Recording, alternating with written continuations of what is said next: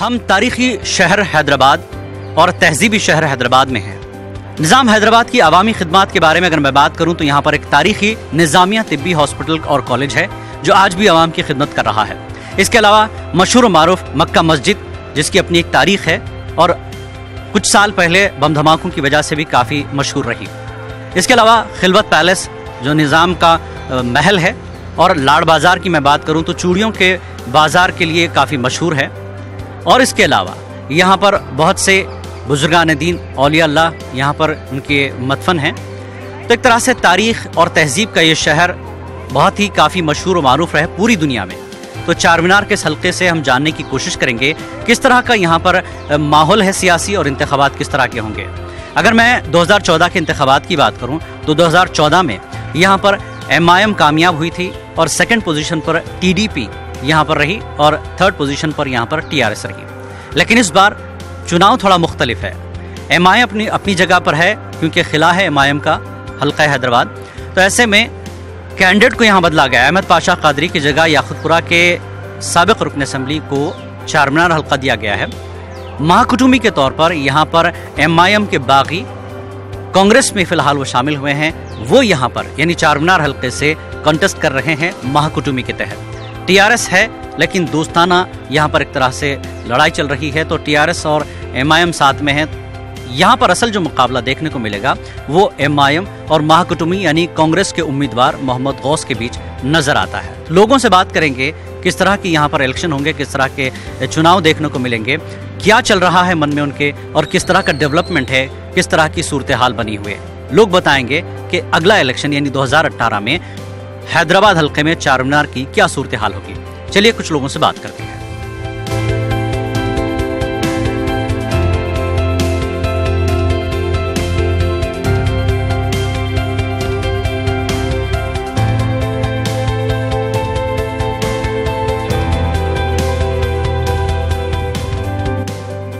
नाज़रीन, इस वक्त हम हल्का असम्बली चार मीनार में हैं और तारीखी अस्पताल निज़ामिया तिब्बी अस्पताल और कॉलेज में हम मौजूद हैं।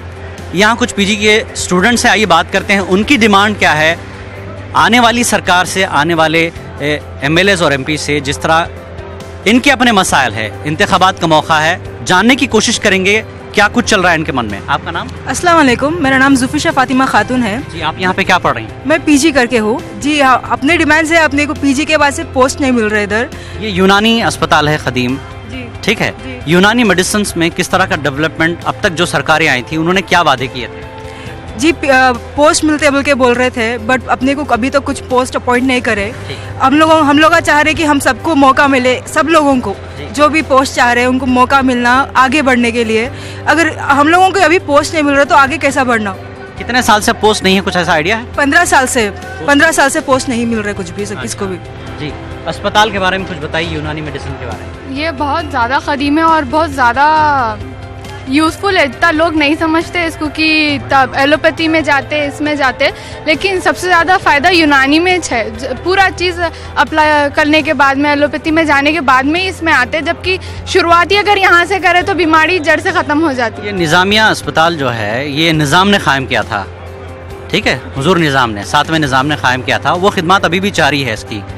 क्या डेवलपमेंट अस्पताल में लगा आपको अब तक? जितनी सरकारें आई, अस्पताल की हालत तो ख़राब है। जी हाँ, ख़राब है, मतलब चल रही डेवलपमेंट, ऐसा नहीं कि नहीं है, लेकिन बहुत चीज़ करने की है। इस तरह की ज़रूरत थी, सरकार ने वो दिया नहीं है। जी हाँ, नहीं दिया। आप कहाँ से? कर्नूल से। जी, आप यहाँ पे स्टूडेंट हैं। तो यूनानी मेडिसिन की तरक्की के बारे में अब तक हुकूमतों ने जो वादे किए थे, कोई वादा सच हुआ है? जी नहीं।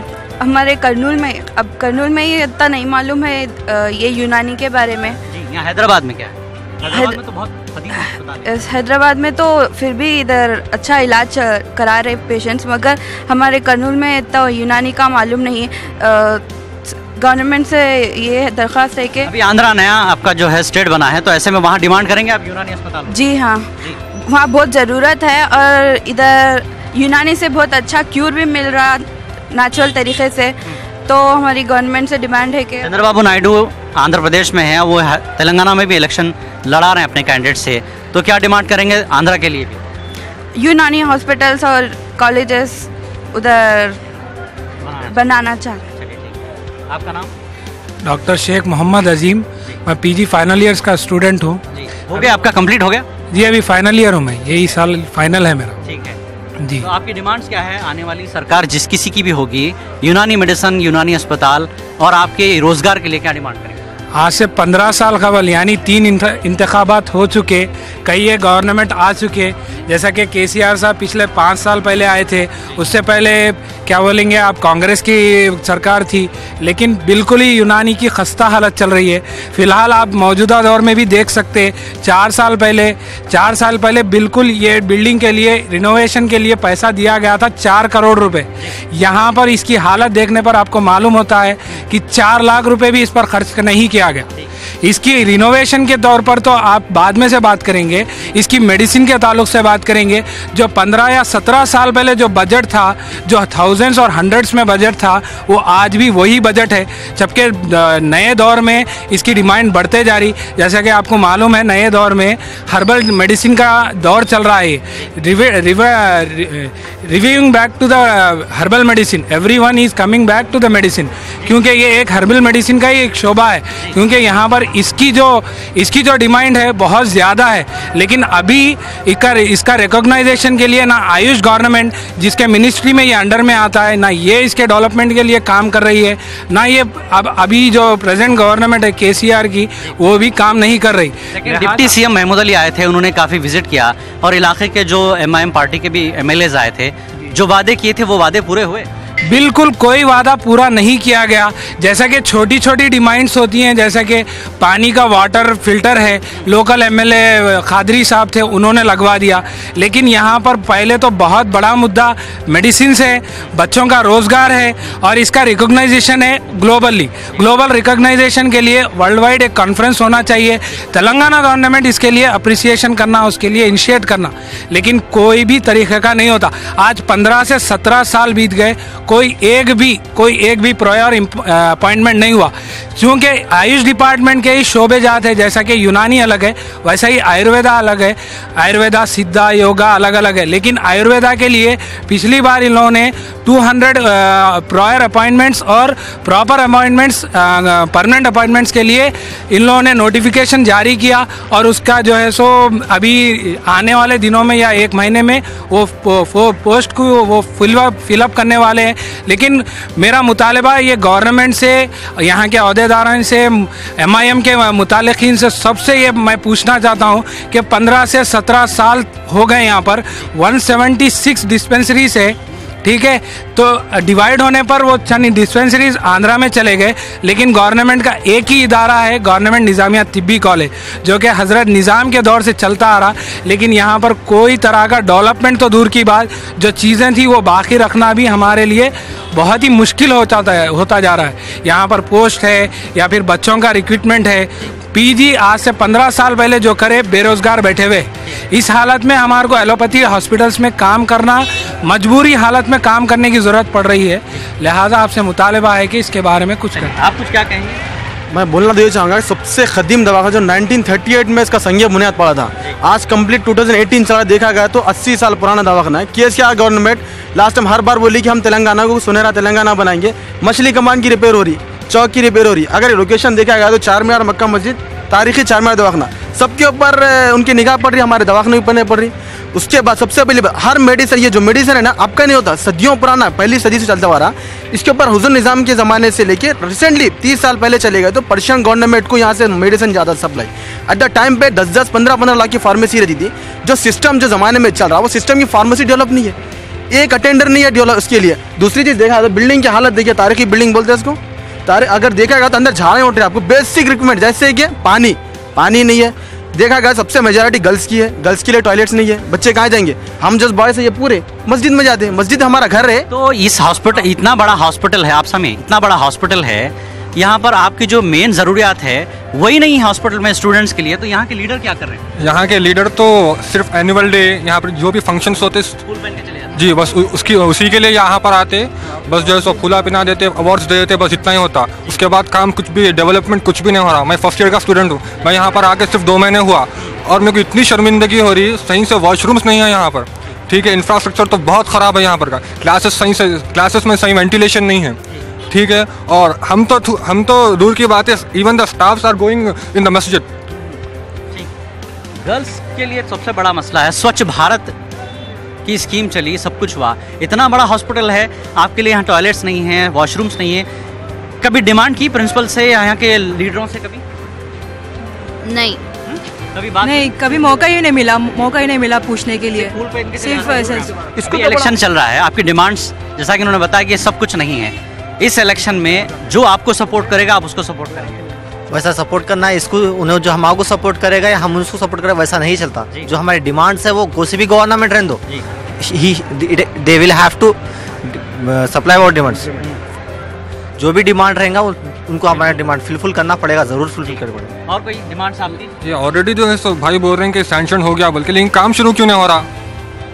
काम शुरू होना ना, डेवलपमेंट बेसिक रिक्वायरमेंट्स के लिए। देखा जाए तो हमारा हॉस्पिटल और दवाखाना और जो कॉलेज का है वो बड़ा है, लेकिन उसको सही तरीके से मैनेज करने के लिए नहीं है। हम लोगों को पीने के लिए पानी तक डिस्पेंसर से क्लास में नहीं है, हम लोग शेयरिंग करके पीते हैं दूसरे क्लासेस में थे। जो यहाँ पे मैनेजमेंट है, हम लोग लेटर्स डाले हैं, सब कुछ करें अपनी बच्चों की तरफ से, स्टूडेंट की तरफ से जो भी कोशिश करना था हम सब कुछ कर सके। लेकिन हुकूमत जो भी बन रही, हमसे ये उन लोगों से ये उम्मीद है कि वो लोग अपने स्टाफ के ऊपर प्रेशर डाले कि अपने बच्चों का अच्छा ख्याल रखे। और ग्राउंड से सैंक्शन ही पैसा नहीं देगी हुकूमत तो फिर मैनेजमेंट क्या करेगा? बिल्कुल ऐसा सरकार को तो पहले पैसा देना चाहिए। सही बात है, लेकिन ऐसा बोला जा रहा है कि सरकार ने पैसा भिजा दिए। जैसा लास्ट में महमूद साहब आकर यही बोले कि हम पैसा दे दिए लेकिन काम शुरू नहीं हो रहा। लास्ट टाइम आए थे, 8 दिन में आपके कॉलेज को, आपके हॉस्पिटल को एम्बुलेंस आ जाएंगी बोले।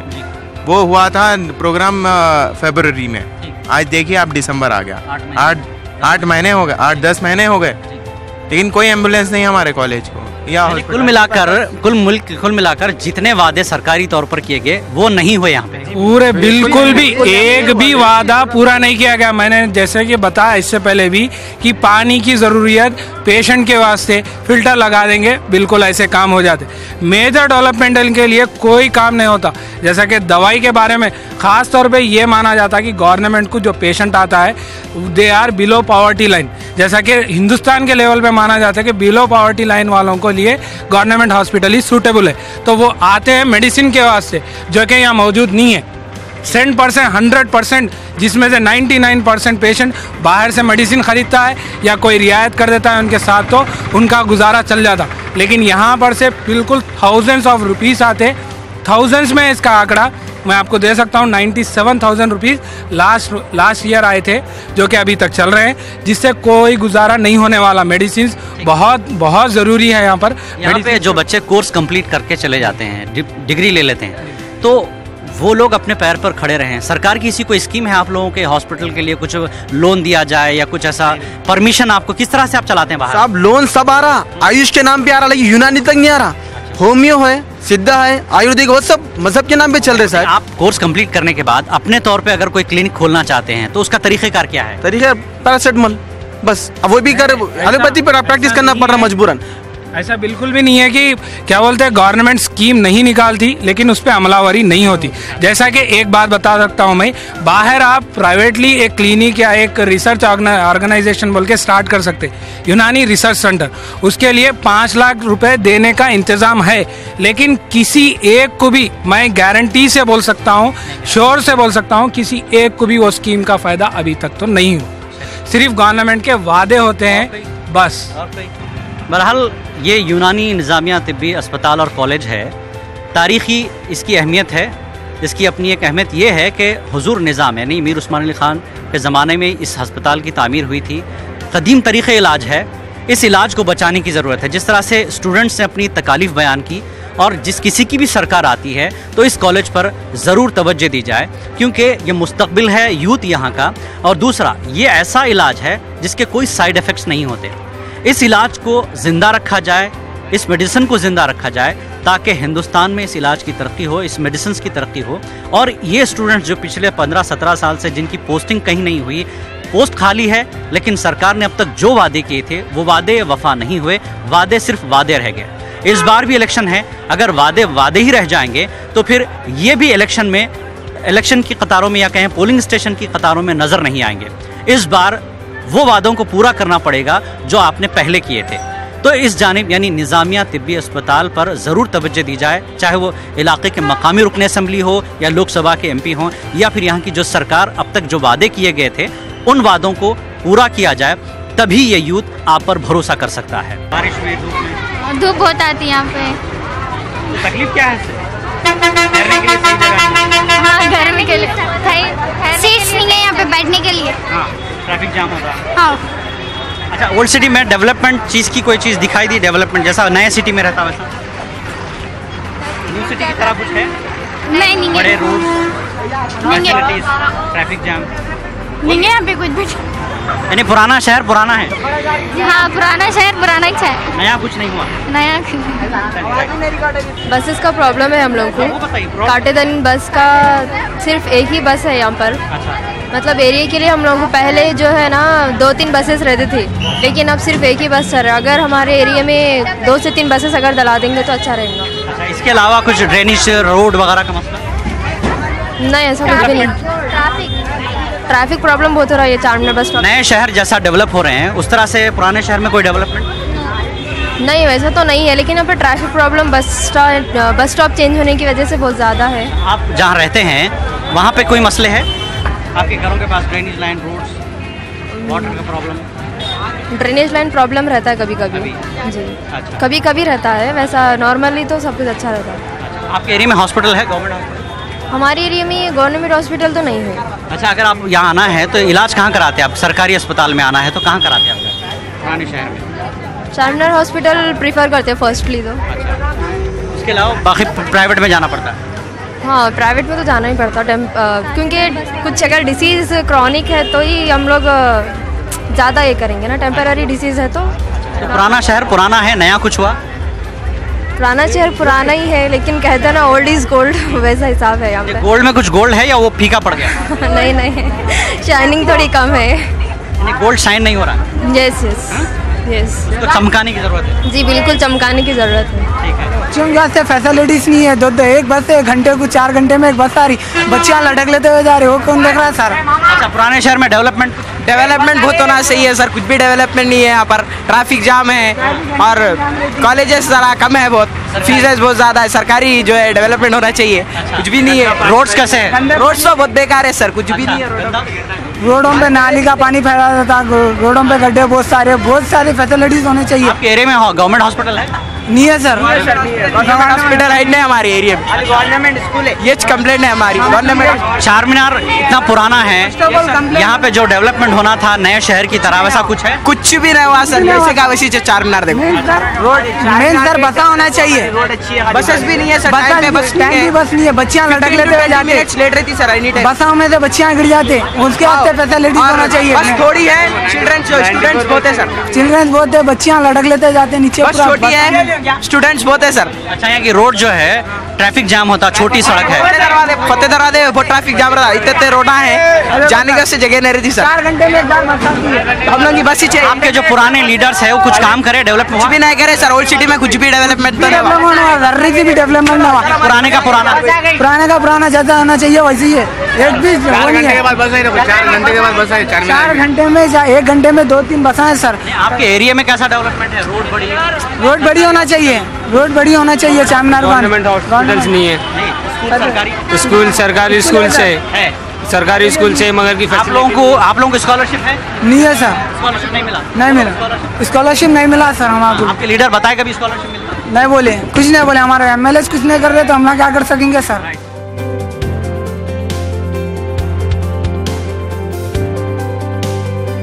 हल्का असेंबली चारमीनार में हम हैं, खिलवत पैलेस हमारे पीछे है। यहाँ के मकामी, उनसे बात करते हैं। सर, यहाँ पुराने शहर हल्का चारमीनार है, क्या डेवलपमेंट है यहाँ पे? भी ज़्यादा डेवलपमेंट नहीं है भाई, जो है सो न्यू सिटी के वैसा तो डेवलपमेंट इधर नहीं है। और जो है सो पूरा ये क्या है, कारोबार का भी बहुत मुश्किलात हो रहा है जो है सो। हाँ, बहुत परेशानी है, कमाना बोले तो मुश्किल है, पुलिस वाले अलग तंग कर रहे हैं, बहुत प्रॉब्लम है जो है सो। कुछ डेवलपमेंट नहीं है, बस ये लोग को इलेक्शन के टाइम पे आके आओ वोट डालो बोल के बोलते हैं। 4.5 साल की तेलंगाना गवर्नमेंट और MIM का ये पुराना किला है हैदराबाद पूरा, तो हम असेंबली चारमीनार में खड़े हैं। तो याकुतपुरा, चार मीनार, किसी भी की बात करें तो यहाँ पे कोई डेवलपमेंट आपको नजर आया अब तक? नहीं भाई, अभी तक तो डेवलपमेंट कुछ भी नज़र नहीं आया। बस ऐसा ही चल रहा है, जो है सो चलती का नाम गाड़ी बोले वैसा चल रहा है। मजहब के नाम पर वोट लेते हैं? हाँ, मजहब के नाम पे अभी तो चल रहा है ऐसा। अब हम तो छोटे थे, बचपन में हमारे तो ये सब फिरकेवारी नहीं थी भाई। अब जितना भी जो वोटिंग का, जो इलेक्शन का जो हो रहा है, मजहब के नाम पे हिंदू, मुस्लिम, सिख, ईसाई, बस ऐसा ही हो रहा है। अब आप डेवलपमेंट के नाम पे वोट देंगे या मजहब के नाम पे? नहीं भाई, हम तो अच्छा डेवलपमेंट के नाम पे वोट देंगे, मजहब के नाम पे थोड़ा देंगे। हम हिंदुस्तान में रहने वाले हैं, हिंदुस्तान के हैं। मुसलमान हुए तो क्या है, हिंदू हुए तो क्या है, सिख हुए तो क्या है, एक जो है सो हम तो जो है सो वतनी है ना भाई हमारे। टीआरएस और एमआईएम दोनों मिलकर इलेक्शन लड़ रहे हैं, दोस्ताना इलेक्शन है। तो तेलंगाना की बात करूं तो टीआरएस और कांग्रेस आमने सामने, किसको देंगे आप? नहीं भाई, हम तो ऐसा खुलेआम तो हम नहीं बताएंगे, क्योंकि हमारा है जो नीची में अमला, हम जिसको डालना है हम दिल से डालेंगे। यानी डेवलपमेंट को वोट देंगे? डेवलपमेंट को वोट देंगे, जो हमको हमारी परेशानी को हल करेंगे हम उसको ज़रूर वोट देंगे भाई। चलिए ठीक, थैंक यू। आपका नाम? मेरा नाम हुसैन बैमीन है।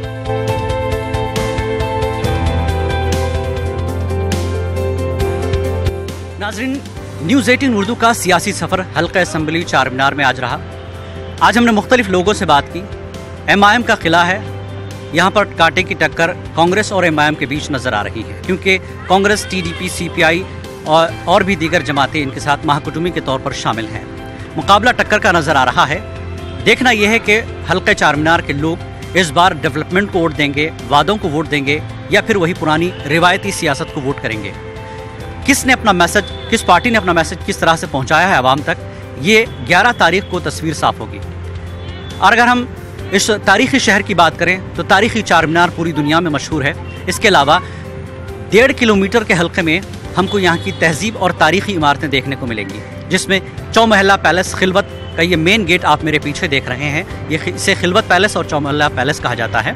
इसके अलावा सालार जंग म्यूजियम, निज़ामिया तिब्बी अस्पताल, मक्का मस्जिद और भी ऐसी छोटी छोटी हवेलियाँ यहाँ पर निज़ाम दौरे हुकूमत की देखने को मिलेंगी। और अगर मैं 2014 के इंतखाबात की बात करूँ तो एमआईएम ने यहाँ पर 62,000 से ज़्यादा वोट लिए, पहली पोजीशन पर रही, जीत दर्ज किया।